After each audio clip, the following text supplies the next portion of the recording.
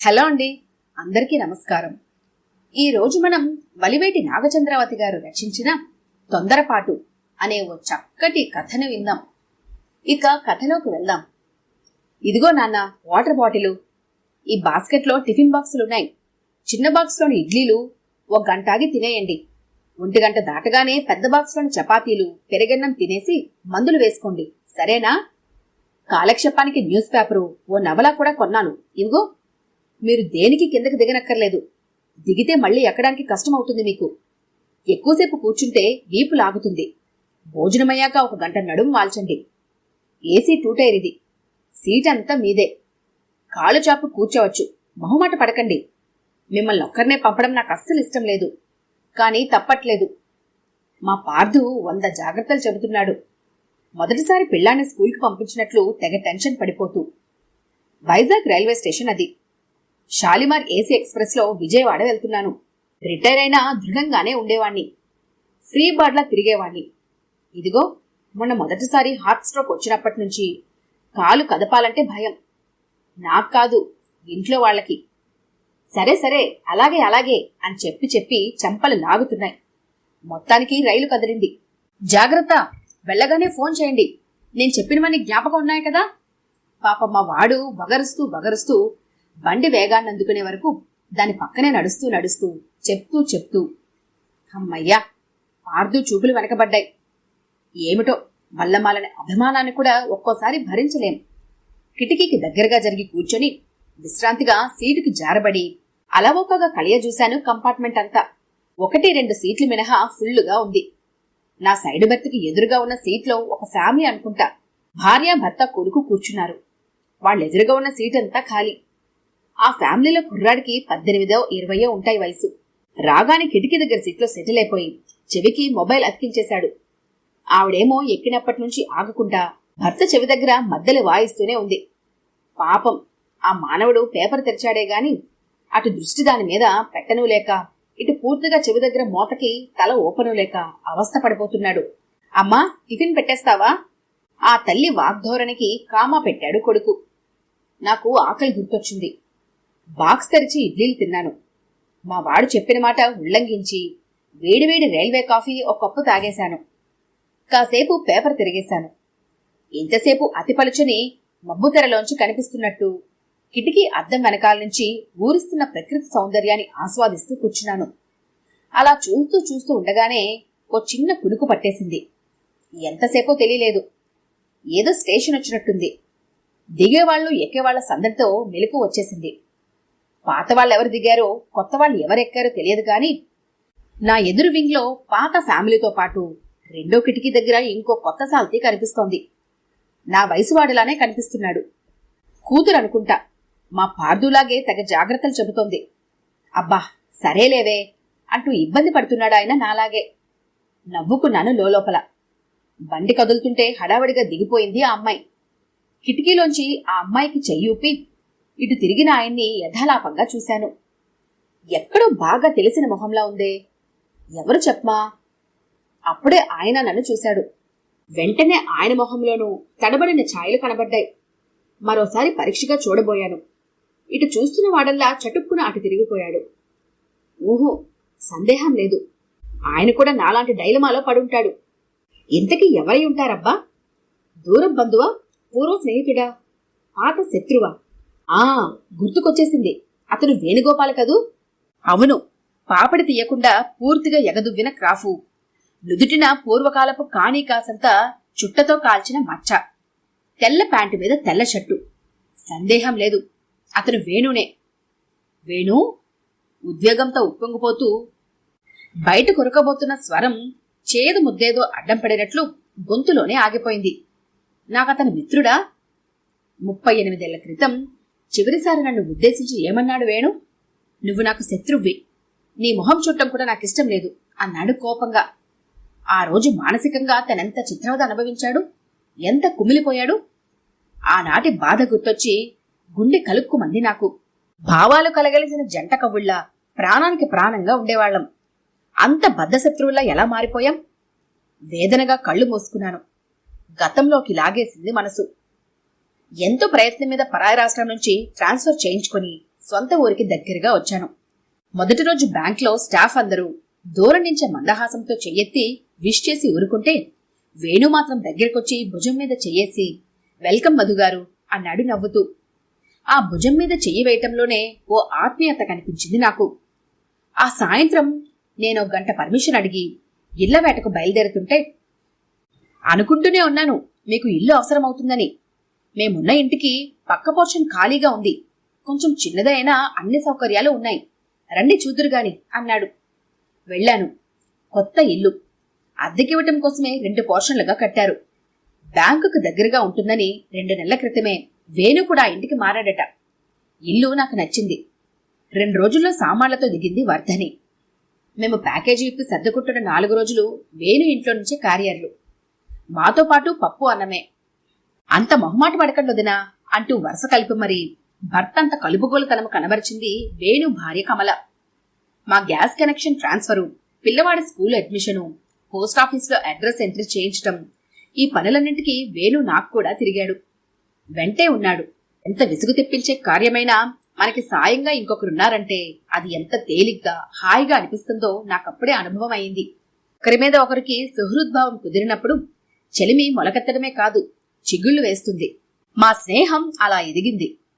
సంతరోజు వాళ్ల కూరలతో పాటు మాకు బ్యాగ్ తెచ్చిపడేసేవాడు వేణు. మా అబ్బాయి గోపి స్కూల్ ఫీజు కట్టేటప్పుడు వాళ్ల హేమంత్ ఫీజు కూడా కట్టేసి వచ్చేవాడిని నేను. మొదట్లో ఎందుకు శ్రమ అని నొచ్చుకునేవాళ్లం. తర్వాత ఆ ఫార్మాలిటీస్ కూడా మానేశాం. ఉదయం వాకింగ్ లో ఆహ్లాదం, సాయంత్రం పార్కు బెంచ్ మీద కబుర్లతో రిలాక్సేషన్. తోడకురున్నారనే ధైర్యం, మంచి స్నేహంలో ఉండే మధురిమ మాకు వేణు సహచర్యంలో లభించాయి. మా కుటుంబాలు కూడా పాలు నీళ్లలా కలిసిపోయాయి. వేణు వాళ్ళమ్మ భగీరథమ్మగారు వర్ధనిని నా కూతురు లాంటిదానివి, నన్ను అమ్మ అని పిలు అనేవారు. థియేటర్కి వెళ్లినా దేవాలయానికి వెళ్లినా కలిసి వెళ్లేవాళ్లం, కలిసిమెలిసి ఉండేవాళ్లం. బంధువులకు మించిన ఆత్మీయుల పొరుగు దొరికిందనుకుంటూ పొంగిపోతున్న మా మధ్యన ముసలం పుట్టలేదు, వచ్చింది. ఆ రోజు ఉదయం తుఫాను దూసుకొస్తున్నట్టే ఇంట్లోకొచ్చిందో అమ్మాయి. హలో అన్నయ్య, అలా చూస్తారేమిటి, నేను మీ చెల్లెల్ని గుర్తుపట్టారా అంది నన్ను తికమక పెట్టేస్తూ. ఆ వెంటనే సర్లేండి, ఆలోచిస్తూ ఉండండి, నేను ఈ లోపల ఉదన్ని టిఫిన్ ఏంటో అడిగొస్తాను అంటూ వంటింటి వైపు ఎగిరి వెళ్లిపోయింది. అప్పుడొచ్చారు భగీరథమ్మగారు నవ్వుతూ. హడలు కొడుతోందా? అది మా అమ్మాయి పరిమళ. ఎప్పుడు అంతే, ఒట్టి అల్లరి పిల్ల. దాని ఫ్రెండ్ పెళ్లి ఈ ఊళ్ళోనేనట. మనతో ఉండొచ్చునని వారం ముందే ప్రయాణం కట్టుకుంది. చెప్పా చేయకుండా రాత్రి ఫ్లైట్లో వచ్చింది. ఇంటికొచ్చేటప్పటికి నడిరాత్రి 12. ఫోనన్నా చేయకూడదటే అంటే హారతి రెడీ చేసేదానివే అంటుంది అన్నారు ఆవిడ మురిపెంగా. వేణు చెల్లెలు పరిమళ నిజంగా చాలా చలాకీ అమ్మాయి. నిమిషానికోసారి మా వాటాలోకొచ్చేసి పదే పదే నన్ను అన్నయ్య అని నోరారా పిలుస్తూ నాకు చెల్లెళ్ళు లేని లోటు తీర్చేసింది. నువ్వు అచ్చం పాత సినిమా హీరోయిన్ అంజలిదేవిలా ఉంటావదినా. అబ్బా, ఇల్లెంత నీట్గా ఉంచుకున్నావో. పాలొలకపోసి ఎత్తుకోవచ్చు. ఇల్లాలి మనసు రంజింపచేయటానికి అంతకంటే గొప్ప కాంప్లిమెంట్స్ అవసరం లేదు. మా వర్ధని ప్రసన్నమైపోయింది. నేను గమనిస్తూనే ఉన్నాను. మా పడక గదిలోకి ఇతరులు రావటం కానీ, మా మంచం మీద కూర్చోవటం పడుకోవటం కానీ వర్ధనికి అస్సలు గిట్టదు. వాళ్ళకు అర్థమయ్యేలా ఏదోలాగా తన అయిష్టాన్ని బయట పెట్టేస్తుంది. పరిమళ చాలా చొరవగా మా బెడ్రూంలోకి వెళ్లిపోతోంది. బీరువా తీయించి చీరలు నగలు చూసేస్తోంది. నీ సెలక్షన్ సూపబొదినా అంటూ బెడ్ మీద వాలిపోతుంది. అసలు గమ్మత్తేంటంటే ఈ చర్యల్ని నవ్వుతూ చూస్తోంది వర్ధని. కళ్ళెగరేశాను ఏంటి కథ అన్నట్లు. ఏమోనండి, ఏం మెస్మరైజ్ చేస్తుందో కాని అమ్మాయినేమీ అనలేకుండా ఉన్నాను అని నిట్టూర్చింది.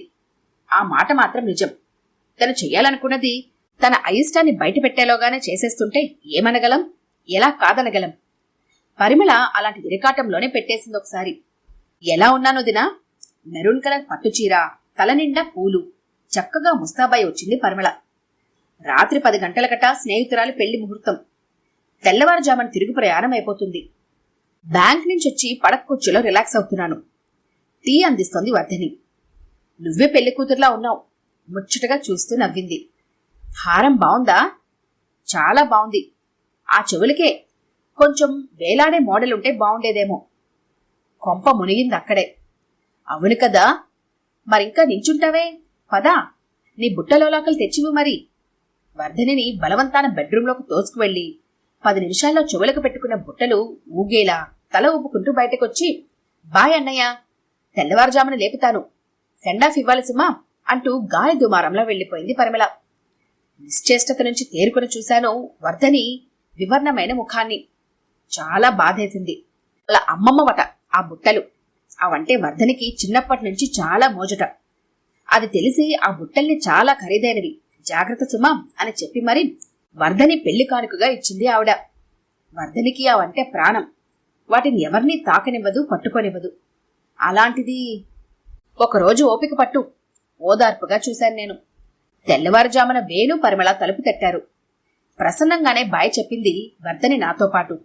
కాని ఆ కళ్ళు ఇంకెందుకోసమో ఎదురు చూస్తున్నట్టు తారట్లాడినాయి. పూర్తిగా తెల్లారింది. పొద్దెక్కుతోంది. వర్ధని సహనం అడుగంటుతున్న సూచన వంటింట్లో పాత్రలు వాయిద్యాలవుతున్నాయి. ఆ హద్దు కూడా దాటిందనుకుంటా. హాల్లోకి విసిరిగా వచ్చి, వాళ్లకు కాస్త నా ఇంగితముండక్కర్లా, తీసుకెళ్లిన నగ. వర్ధని వాక్యం పూర్తి చేయలేదు. వచ్చేశారు భగీరథమ్మగారు. నేను చెబుతూనే ఉన్నానమ్మాయి, ఎరువు సొమ్ము బరువు చేటు అని. మొండిపిల్ల విన్నదా? అందరూ తనలాంటి వెర్రిబాగుల వాళ్లే అనుకుంటుంది. నువ్వన్నమాట నిజం. ఇంగితం జ్ఞానమన్న పిల్లైతే నిన్ను బుట్టలు అడిగేదే కాదు, జాగ్రత్త లేకుండా ఉండేదే కాదు. ఏమనుకోకమ్మాయి, రాత్రి పెళ్లిలో నీ బుట్ట ఒకటి పోగొట్టుకున్నదట. మరేం పర్లేదు, నువ్వేం బెంగ పెట్టుకోకు. మహేశ్వరి ఫ్యాన్సీ షాప్లో అంతకన్నా కొత్త మోడల్స్ చూశానంది కమల. నీకిష్టమొచ్చునో తెచ్చుకో, 200 ఎక్కువైనా పర్వాలేదు అందావిడ నిష్ఠురానికి కోపం కలగలిపి. ఉలిక్కి పడ్డాం ఇద్దరం. అవి ఫ్యాన్సీవి కావండి, ప్యూర్ గోల్డ్వి. ఆ కెంపులు పచ్చలు కూడా జాతివి. కెవ్వన కేక పెట్టినట్టే అంది వర్ధని ఆవేశం అణుచుకోలేక. ఈసారి ఉలిక్కి పట్టం భగీరథమ్మగారి వంతు. మా నడుమ అగాధం ఏర్పడటానికి అదే మొదలు. మా ఇద్దరి వంటిళ్ల మధ్యన ఒక పలుచటి గోడ అడ్డంగా ఉంటుంది. ఆ గోడకి చెవి ఆంచి వింటోంది వర్ధని. ఎప్పుడు లేని కొత్త అలవాటేమిటి? చిరాగ్గా అన్నాను. వాళ్ళని బట్టే నా అలవాటు మారింది. ఆ పెద్దవాడు ఏమంటోందో విన్నారా?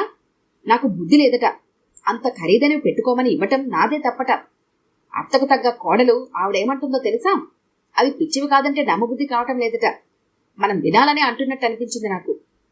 నిర్ఘాంతపోయాను. ఆ సాయంత్రం అలా బజారు దాకా వెళ్లొద్దాం పదాని వేణుని జ్యువెలరీ షాప్కి తీసుకెళ్లాను. అక్కడ షరాబుకి మిగిలిన ఆ జుంకాని చూపించాను. నా ఉద్దేశం అవి బంగారపువే అని నిరూపిద్దామని మాత్రమే. కాని అంతలోనే వేణు, దాని జత చేయాలంటే ఎంతవుతుందో చెప్పండి అన్నాడు. షాపుకి వచ్చింది అందుకోసం కాదని ఎంత చెప్పినా నమ్మడే. పర్వాలేదులే, సొమ్ము విషయంలో ఆ మాత్రం జాగ్రత్త పట్టంలో తప్పులేదు అంటాడు. తల తాకట్టు పెట్టైనా వీలైనంత తొందరగా అది చేయించి ఇచ్చేస్తాను, నన్ను నమ్ము అనేసి నన్ను షాపు దగ్గరే వదిలేసి వెళ్లిపోయాడు వేణు. ఆ తర్వాత అతను నేను పలకరించినా ముక్తసరిగా తప్ప మనసుకు మాట్లాడిందే లేదు. నిన్నటిదాకా ఇద్దరికి బైకులున్నా ఒకరి బైక్ మీద బ్యాంకుకి వెళ్లేవాళ్ళం. ఇప్పుడు తను నాకంటే ముందే విడిగా వెళ్లిపోతున్నాడు. పనిలో విరామం దొరికితే చాలు నా టేబుల్ దగ్గరకు వచ్చేసే వేణు నేనెవరినో తెలియనట్టు నా పక్క నుంచి వెళ్లిపోతున్నాడు. కృష్ణార్జునుల మధ్య చిచ్చురేపిన గైడెవరబ్బా అనే గుసగుసలు వింటుంటే ప్రాణప్రదమైందేదో పోగొట్టుకుంటున్న దిగులుతో ఉంటుంది నాకు. కొంతమందిని అప్పడిగినట్టు, లోన్కి అప్లై చేసినట్టు తెలిసి ప్రాణం గెలగిల్లాడింది. నువ్వేం అనగ చేయించక్కర్లేదు, నాతో మునుపట్లా ఉండు అని ప్రాధేయపడాలనిపిస్తోంది. కాని ఊరుకోండి, రూపాయ 2 లక్షల ఖరీదు. మళ్ళీ మనం చేయించుకోగలమా? ఏం పర్వాలేదు, ఇవ్వనివ్వండి నిక్కచ్చుగా చెప్పి ఆపేసింది వర్ధని. అది తన సొమ్ము. మాట్లాడలేకపోయాను నేను. రాను రాను పక్కపక్క వాటాలే అయినా మనసుల మధ్యన మందపాటి తెర. మావాడు హేమంతు కలిసి ఆడుకుంటుంటే కమల కొడుకుని రమ్మని పిలిచేస్తోందట. వేణుకి జ్వరం వస్తోందని పనిమనిషి అంటుంటే విని ఆగలేక చూద్దామని వెళ్లాను. భగీరథమ్మగారి గుమ్మంలోనే ఎదురైంది. నిద్రపోతున్నాడు నాయన అంది గడపలో అడ్డంగా నిల్చొని ఇక వెళ్లమన్నట్టు. హతాశుడినయ్యాను. ఏదైనా అవసరమొస్తే పిలవండమ్మా అన్నాను. వద్దులే నాయనా, ఇప్పటికే రుణగ్రస్తులమయ్యాం అంది మొహం ముడుచుకొని. ఈ కావేశాలకి తోడు పని మనిషో ఇంకో పొరుగింటామో మరో 2 సమిధులు వేస్తున్నట్టున్నారు. మన మూలంగా అవస్థలు పడిపోతున్నారట. సొమ్మిచ్చి చెడిపోయాం సలుగుతోంది వర్ధని. ఏమైనా అనుకోని నగ ఇస్తే చాలు అని దేవుడికి మొక్కుకుంటోంది. వారం తిరిగింది. 7 యుగాలు గడిచాయి. శనివారం నాకు ఆఫ్. ఇంట్లోనే ఉన్నాను. భగీరథమ్మగారు చరచరా ఇంట్లోకి వచ్చారు. ఇదిగో వర్ధని, నీ లోలాకు. పట్టుచీర పమిట చెంగు జరీకి చిక్కుకుందట. హడావిడి పిల్ల, చూసుకోలేదు. వాళ్ళ మరిది వస్తుంటే పంపించింది పరిమళ అన్నారు ఆనందంగా. ఆవిడ చేతిలో బుట్ట చూసిన వర్ధని మొహం విప్పారింది. అక్కడితో కలతలు తీరి పూర్వంలో దగ్గరవుతామని ఎంతో ఆశపడ్డాను, ఎదురు చూశాను. కాని మరో వారం తర్వాత అగ్గి మీద గుగ్గిలంలా పొగల కక్కుతో వచ్చాడు వేణు. నువ్వు నాకు స్నేహితుడు కాదు, శత్రువ్వి. నలుగురిలో మమ్మల్ని తలెత్తుకోనికుండా చేశావు. మిత్రద్రోహివి నువ్వు. పిడుగుల వర్షం కురిపించాడు. ఊహించని శరాఘాతం. వేణువులో ఎప్పుడు చూడని భీకరాకారం. కారణం చెప్పకుండా ఏమిటి దూకుడు అని కొద్దిగా కోపం కూడా వస్తోంది. ఆయన అలా మర్యాద లేకుండా మాట్లాడుతుంటే కిమ్మనరేంటి అంటోంది వర్ధని. మా మర్యాద మంటగలిపిన వాళ్ళకి మర్యాద ఇవ్వాలా? మేము నీ బోడి లోలాకు దాచేసుకుని పోయిందన్నామా? పక్క వచ్చేసరికి బయట పెట్టామా? నోరెలా వచ్చింది అంత అపవాదం వేయటానికి? విసవిసా వచ్చి అందుకున్నారు భగీరథమ్మగారు. అలా అనలేదని మేము వాదిస్తుంటే నిప్పులెందే పొగలా వస్తుంది? ఒక్కొక్కరు వచ్చి మీరిలా చేశారట కదా అని అడుగుతుంటే ప్రాణం చచ్చిపోతుంది అని వాళ్ళు. ఎవరలా అన్నది అంటే జవాబుండదు. ఎన్ని నోర్లు ఎన్ని చెవులు దాటి వచ్చిందో ఆ పుకారు. ఎవరని చెబుతారు? ఎవరిస్తారు సాక్ష్యం? సాక్ష్యం లేని ఆ చెప్పుడు మాట మీదే వాళ్లకు నమ్మకం. జగడం ముదిరింది, హద్దు దాటింది. మాటికి మాట తెగులు. వాళ్ళు 4 అన్నారు, మేము 10 అన్నాం. ఓ బలహీన క్షణంలో సహనం కోల్పోయి, మీరన్నది నిజమే, నిప్పులేందే పొగరాదు, అది నిజమేనేమో, మీరే ఆ పని చేసుండకపోతే ఈ ఉలికెందుకు అని మాట తూలాను. ఆ మాటతో దిమ్మ తిరిగిపోయినట్టుగా అయ్యాడు వేణు.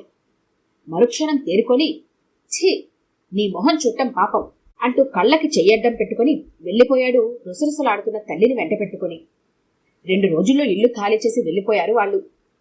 3 రోజుల సెలవు అనంతరం బ్యాంకుకు వెళితే తెలిసింది వేణు లాంగ్ లీవ్ పెట్టాడని, రిక్వెస్ట్ ట్రాన్స్ఫర్ పెట్టుకున్నాడని. అప్పుడు అలా దూరమైన నా స్నేహితుణ్ణి మళ్లీ ఇప్పుడే చూస్తున్నాను. కళ్ళు విప్పాను. ఏదో నిర్లిప్తత, వైరాగ్యం, జీవితపు చర్మాంకంలో తావాలోకనం, తప్పొప్పుల సమీక్ష. ఎన్ని అనుభవాలు, చేసిన పొరపాట్లకు చెల్లించుకున్న జరిమానాలు, తొందరపాటులో పోగొట్టుకున్న వరాలు. అలా కాలదనుకున్న ఒక వరం వేణు మైత్రి. ఆ రోజు ఇద్దరం కాసేపు ఆవేశం తగ్గించుకొని శాంతంగా ఆలోచించుకుని ఉంటే, ఫూలిష్గా చెప్పుడు మాటలకి చెవి ఒగ్గకుండా ఉండి ఉంటే అప్పుడు అపార్థాల మబ్బులు చల్లా చెదరయ్యేవి కాదు. ఇన్నేళ్లకి కలబడని ప్రాణమిత్రుడు ఇలా దూరంగా కూర్చోవలసిన అగత్యం ఉండేది కాదు కదా. ఇప్పుడు మాత్రమేమి? ఎవరు ఆపారు నన్ను? అపురూపమైన స్నేహాన్ని చిన్న సంఖతో వాడు, క్షణికావేశంతో మాట జారి నేను చేజార్చుకున్నామే అని గతంలో తరచి ఎంతలా వగచాను. తీరా ఎదురుపడితే ఎందుకీ బింకం? అతనే దగ్గరికి రావాలని పంతమా? వయసు ముమ్మరంలో కళ్ళు కప్పేసిన ఆవేశాలు ఇంకా అలాగే ఉన్నాయా? ఏస్తుపైబడి వృద్ధున్నయ్యాను గాని ప్రవచనాలు ఎన్ని విన్నా జ్ఞానవృద్ధుణ్ణి కాలేకపోయానా? ఈ భూమి మీద ఉండేదికి 4 రోజులే అని తెలుస్తున్నా అహంభావం అహంకారం నాలో అనగలేదా? దిగ్గున లేచాను. నెమ్మదిగా వేణు దగ్గరగా వెళ్లాను. భుజం మీద చెయ్యి వేశాను ఆప్యాయంగా. వేణు, నా మీద కోపం ఇంకా పోలేదా? తలెత్తిన వేణు కళ్ళ నిండా స్నేహామృతం. మరు నిమిషమే నేను వేణు కౌగిలిలో ఉన్నాను. ఈ కథ కనుక మీకు నచ్చినట్లయితే లైక్ చేయండి, షేర్ చేయండి.